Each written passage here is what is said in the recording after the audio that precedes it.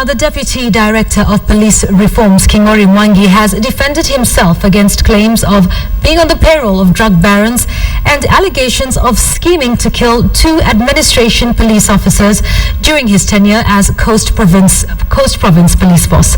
King'ori told the police vetting panel that the allegations were probably made by people out to malign his name. Patrick Amimo with Day 5 of the police vetting exercise. Your views with regard to the disconnect. The Deputy Director of Police Reforms, King'ori Mwangi, told the vetting panel that contrary to public perception, the police image was not tainted, though there is need to invest more on attitude change for officers as part of the reforms. King'ori, who at one time served as the Coast Province Police Boss, defended himself against accusations of aiding and abetting drug trafficking, which even at one time culminated in the killing of 2 administrative police officers who were on the drugs trail. We just want some honest answers that will help us to understand. The leadership in a cause is thinking that the leadership within the law enforcement authorities is in the payroll of the drug barons and the others. There are some of our colleagues who are not happy with us and wanted to keep on throwing malicious innuendos against us, me and the PCL then. So I think that is how the name was mentioned. I was transferred on a Wednesday. The shooting happened on a Saturday. Mr. Nyongeza can come here and confirm to you he was a PPO Coast. The panel wanted King'ori to explain the killing of Erastus Chemorei, who was a senior GSU officer that kept custody of the key to the 6.4 billion shillings cocaine haul that was seized by police in a private villa in Malindi and a go down in Embakasi. But when he died, I was PPO Coast. The staff was recovered by the GSU and CID officers I understood in Embakasi. The officer who was a GSU officer never served under me.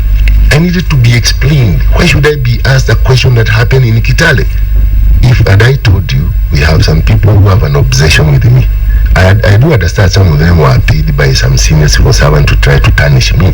But we are happy you have responded to the same, which is also in keeping with the spirit of this vetting exercise. Good afternoon, Mr. Dolly. Please be seated.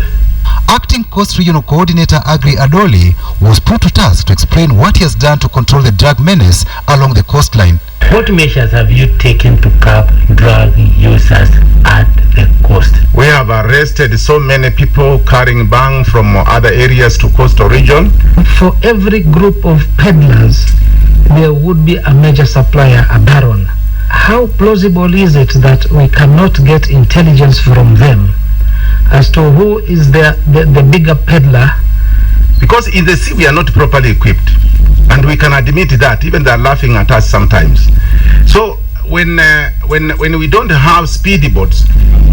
Good afternoon, Mr. Karuti Laibuta, who is a deputy commandant of the Emali-based Administration Police Senior Staff College, dismissed complaints leveled against him that he was incapable of motivating officers. You are accused of being non-active in ensuring that officers in hardship areas are motivated. In fact, at the headquarters, I used to give a special focus, special attention to officers in hardship areas by ensuring that their salaries were promptly paid. On financial probity, Laibuta had a difficult time convincing the vetting panel about his wealth. If you grow Mira, you know, I grow Mira. There's more earnings from tea. I have some tea shamas. We have spent about more than 10 minutes on this particular question, and we are not getting anywhere. Of which, apart from the job I do also to survive. That brings to 30 the number of senior police officers who have been vetted. 3 officers have been retired, and they are Jonathan Koske, Francis Okonya, and Peter Eregai. But they have an option to appeal the employer's decision through a special tribunal. Patrick Amimo, KTN, Nairobi.